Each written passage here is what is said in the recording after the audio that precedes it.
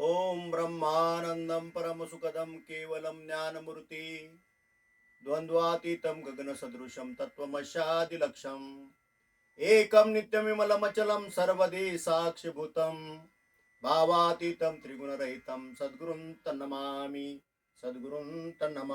नमो सद्गुरु तुकया ज्ञानदीपा नमो सद्गुरु सच्चिदानंद रूपा नमो सद्गुरु भक्त कल्याण मूर्ती नमो सद्गुरु भास्करा पूर्ण कीर्ती.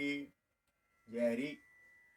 आपला दासानुदास रामचंद्र महाराज इंगोले माऊली ज्ञानोबरायाच्या जगद्गुरु तुकोबरायाच्या कृपेने सद्गुरु सच्चिदानंद श्रीपाद बाबा सद्गुरु सच्चिदानंद रामदास बाबांच्या आशीर्वादाने आणि वारकरी प्रस्थान त्रय समिती पुणे व हरिभक्तपरायण शेखर महाराज जांभूळकर हरिभक्तपरायण संतोष महाराज पायगुडे यांच्या मार्गदर्शनाने दिनांक 24 मार्च 2025 रोजी संत तुकाराम महाराज गाथा लिखाण पारायणाला सुरुवात झाली आणि दिनांक 4 डिसेंबर 2025 रोजी पारायणाची सांगता झाली.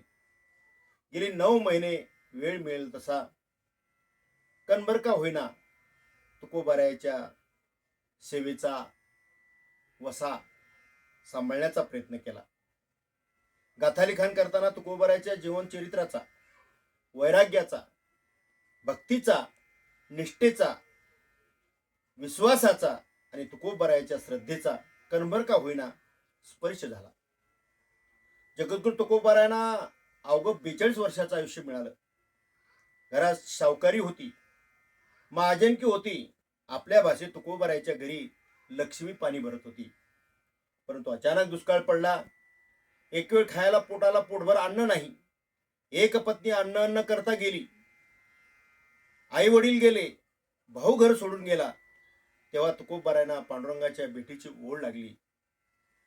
भेटी लागी पंढरीनाथा, भेटी लागी पंढरीनाथा, जीवा लागली तळमळ व्यथा, जीवा लागली तळमळ व्यथा, कधी कृपा करशील नेनो, कधी कृपा करशील नेनो. पांडुरंगाने भेट द्यावी याकरता कधी भंडारा, कधी गोरावडा तर कधी भामगिरी एकांतामध्ये जाऊन तुकोबारायाला पांडुरंगाच्या भेटीची आस लागली. भेटी लागी जीवा नाही,